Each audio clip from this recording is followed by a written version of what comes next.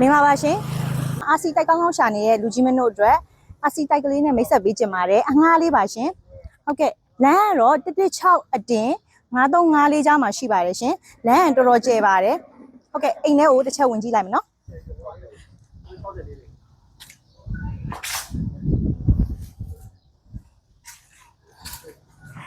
ဒီအိမ်ထဲမှာဆိုရင်ကားတစ်စီးကောင်းကောင်းထားလို့ရပါတယ်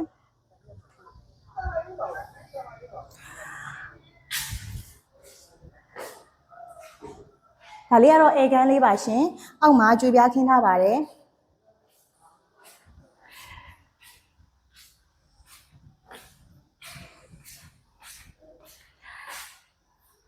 ဒီဘက်မှာတော့ master bedroom လေးပါပါတယ်ရှင်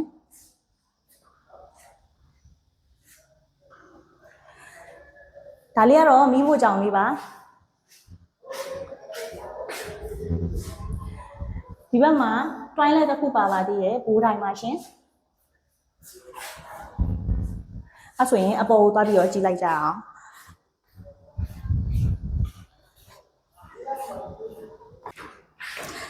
ဒီဘက်မှာတော့ဖျားခန်းလုပ်လို့ရတဲ့ space လေးတစ်ခုပါပါတယ်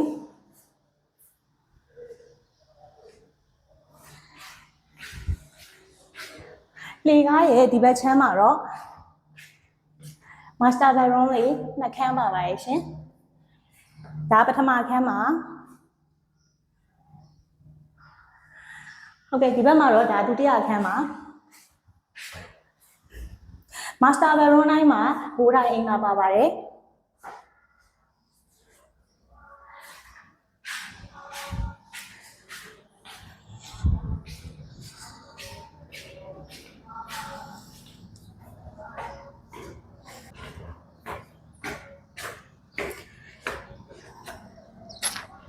ဒါလေးကတော့လာတာဆောင်လေးဖြစ်ပါတယ်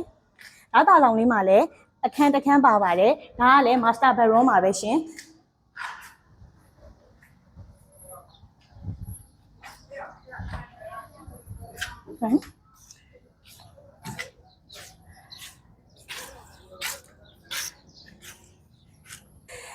ကဲဒီအိမ်လေးကို